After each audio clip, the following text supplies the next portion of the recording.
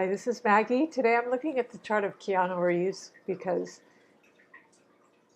he's a Matrix guy. He's just so cool and interesting. So Keanu Reeves was born September 2nd, 1964, 5:41 a.m. I'm not positive that's an accurate time. I think it had a C rating that anyway, he was born in Beirut, Lebanon. He's not Lebanese, but he was born in Beirut, Lebanon. 3:41 Universal Time, 5:41 a.m. So, yeah, I'm just going to jump into his chart. Keanu is, he has such a loaded, he's a Virgo, first of all. He's a Virgo. Conjunct Mercury is, he's Sun conjunct Mercury and Uranus and Pluto. So he likes living on the edge. His personality and his life has been extremely changeable, and he thrives on that. With Pluto sitting on your ascendant, uh, yeah, that could be kind of a recklessness and no fear, no fear. Uh, Uranus either thrives on change or he's been through a lot of change in his life. So that's his Sun Uranus, conjunct. Um, Uranus is the ruler of, let me just check the degree. Yeah, Uranus is the ruler of Aquarius, and where it is, it's sudden, unexpected change. So that could be, well, Pluto, his living recklessly, like driving, getting on a wreck in his motorcycle, stuff like that would be definitely first house Pluto, hurting a part of your body.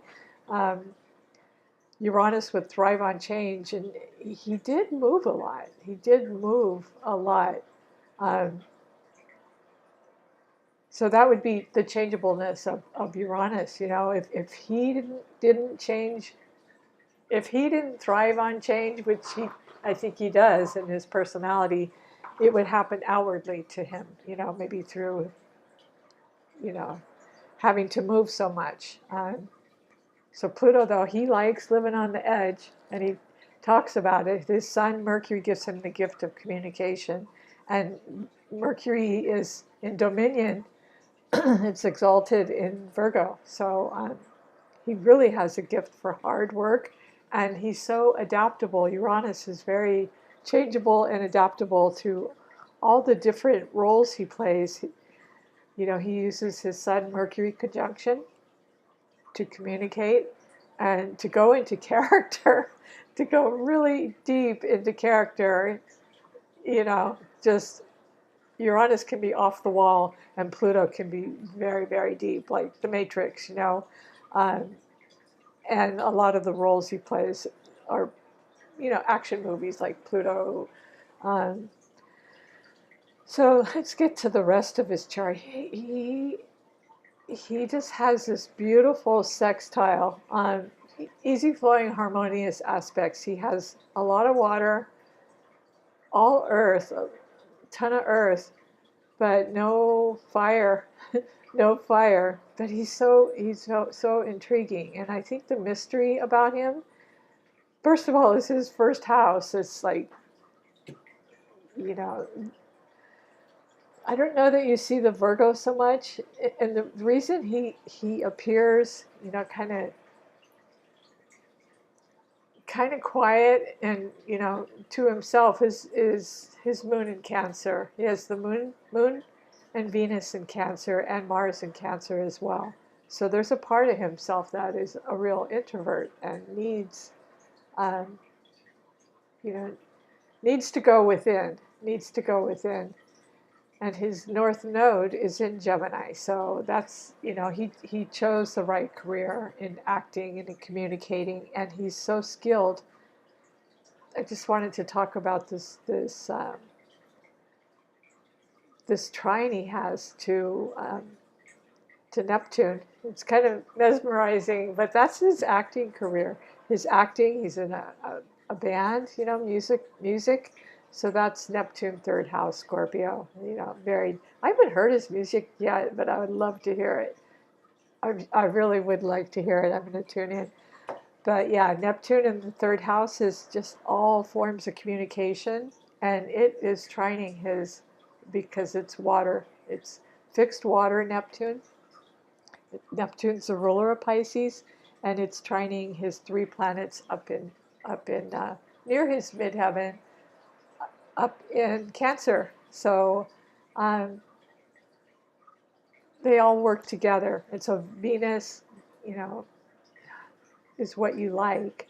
And so he was drawn to the perfect career for him, you know, acting where he could creatively, and music as well, where he could use his creativity.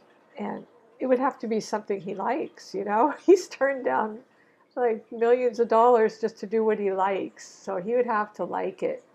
Um, that's Moon Venus in Cancer, and Venus conjunct Mars. So again, that would be kind of living on the edge. Um, yeah. Um, and doing what he likes. And then the two water planet trines they're all sextiling his Virgo. That's, you know, sextile is 60-degree, easy flowing, harmonious aspect. So they're all sextiling his Pluto and his Uranus and Mercury and the Sun. Um,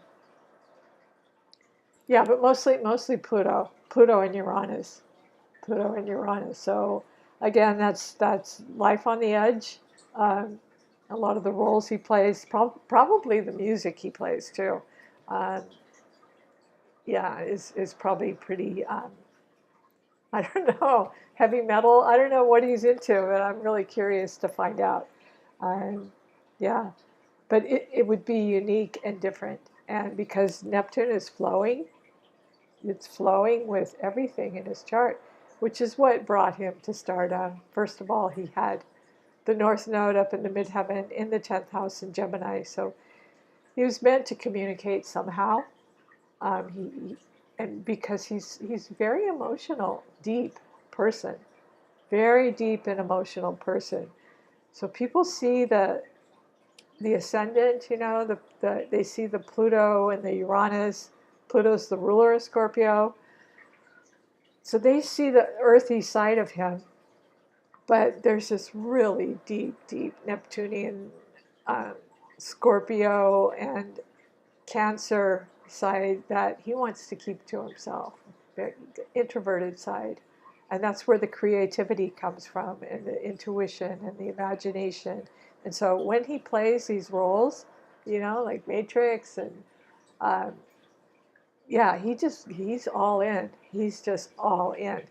And that's using his Pluto as well. It's using his first house Pluto, his Mercury, his Uranus, and he's just so adaptable to anything. And he pretty much had to be, you know, that's how he grew up.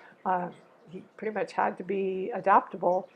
Um, yeah, I think his mom married like three or four times and had to move around a lot. So that would definitely be first house Uranus uh, and Pluto. So you know that probably was hard for him, but his feeling nature is so strong that he was fortunate to be able to pour that into his music, his acting. Um, yeah, so he went to acting school. So his father would be, it's in the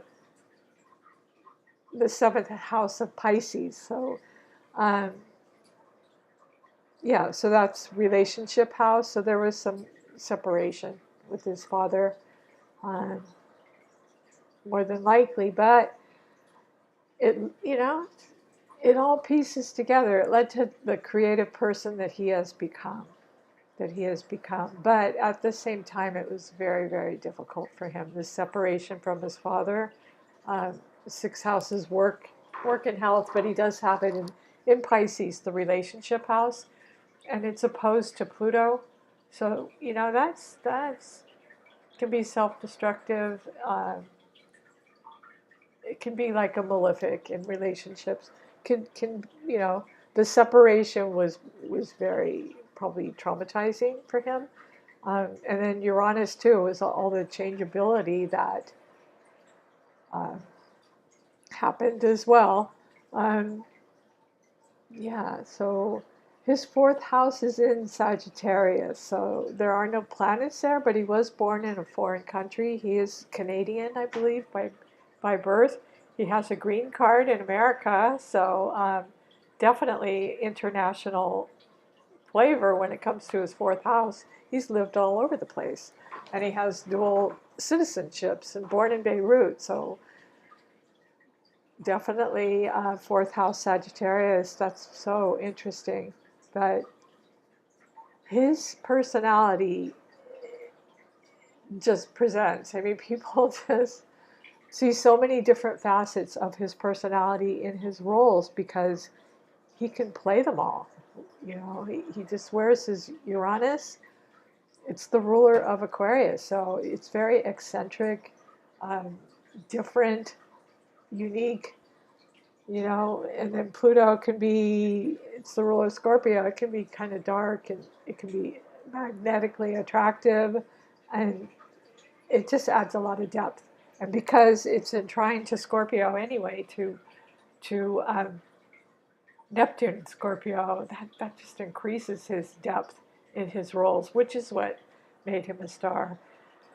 And yeah, this just beautiful other sextile that he has that I already talked about to his moon in Scorpio, moon Venus. He gets along well with women, um, and Venus Mars. Who would not want that? Venus conjunct Mars is extremely attractive to everyone. Everyone would love that personality, and everyone does love his personality. So they see his moon conjunct Venus, conjunct Mars. That's a very beneficial. You know, Mars is in its fall in Cancer, but you know, because it's touching Venus and the moon, there's still that element of attraction there. You know, yeah, and he uses that in his art, in his craft. He uses that. So his Jupiter is in Taurus in the ninth house of his value system. It brought him good luck through the arts. You know, Taurus is ruled by Venus, and his Venus is very prominent. It again, it's in sextile to his stellium in Cancer, so that brought him good luck, good fortune. Once he decided to go into, you know, take acting, study acting, um, a Venusian career. Let's put it that way. Ninth house. Once he, you know, it brought him really good fortune because it is sextile his Mars. That brought him roles, you know, through maybe connections in the family, brought him really good roles. And Venus and the moon, they're just all in this beautiful conjunction, and they're sextiling Jupiter in Taurus. So yeah, that's good luck, good luck, good fortune. Not everyone has, you know, family in the industry, and so yeah, he's had hardships in his life, but at the same time, you know, he's had great benefics in his life. Yeah, so his planets are kind of clustered, you know. They're really clustered. It's boom, he hits you with his personality, and then he hits you with his moon, you know. The moon, excuse me, the moon, Mars, Venus, very attractive, and then the Neptune, the illusion. He's sort of has a mystique and an illusion about him, and that's Neptune. That's Neptune. It's mystery. It's mystery. And that's also his craft as well. So he's a master of his craft, and he uses his deep, deep emotions that he probably wears on his sleeve. So, you know, he probably doesn't. There's a very private side to him that, you know, he doesn't want to talk about it all the time. He doesn't want to probably you know, reveal that much about himself. Yeah, so I talked about his beautiful trines, the oppositions to Saturn. yeah, he definitely had issues with his father. Definitely had issues with his father, and that affected his personality, but he became the person that he is. So he has no fire. You would think he has fire because of all the action stuff he does, but that's his Pluto, self-destructive side. That's his Pluto and Uranus in his first house. That's the action. That's where that comes from. And so he really doesn't have any fire. His North Node and his Midheaven are in Gemini. So he chose the right career in the 10th house, communicating. So he knew he wanted to do that, and he did. Communicates through his music, through his acting, and whatever else he does. He may have some humanitarian stuff going on too. Heavy on the earth. I wouldn't have taken him for an earth sign for some reason, but yeah, he leads with this earth. He has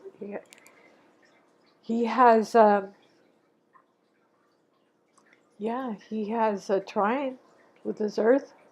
Jupiter in Taurus, and then everything else is in Virgo. He's got Jupiter in Taurus, 9th house of values, and good luck in his Venusian career. It's right up by the midheaven, so that brought him good luck, good fortune, benefits. And the Sun, Mercury, planet of communication. Uranus, sudden, unexpected change. You never know where he's coming from. Pluto, planet of destruction, endings, ruler of Scorpio, transformation. His life is all about transformation in one way or another from a very, very early age, because he had Uranus rising and Pluto rising and Sun, Mercury rising. So, very interesting ascendant. Very interesting ascendant. And they're in his 12th house. That's, a lot of stuff, came up for him emotionally, I'm sure. His water is very, very deep. I already talked about his water, but that really helps him in his craft. The Moon, Venus, Mars in Cancer, and Neptune that he uses in his craft as well through communication, using his North Node in Gemini, and Saturn in Pisces.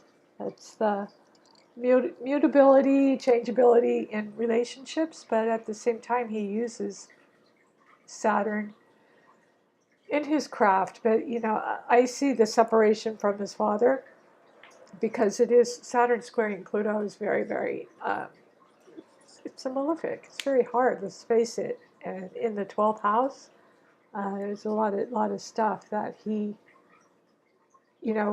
went through and is probably still emotionally dealing with, but at the same time, he is able to use that. He's able to use all that. So, but his water goes very, very deep, making him somewhat of an introvert. It does kind of make him an introvert. Although he is on in the public eye, that doesn't mean he wants to reveal everything. And that would be Neptune and Scorpio, very secretive in nature. Yeah, and Cancer too. They need to keep something to themselves. So anyway, very interesting chart, and I will listen to his music. I hope you enjoyed this. If you do, please like, subscribe, and share. Thank you.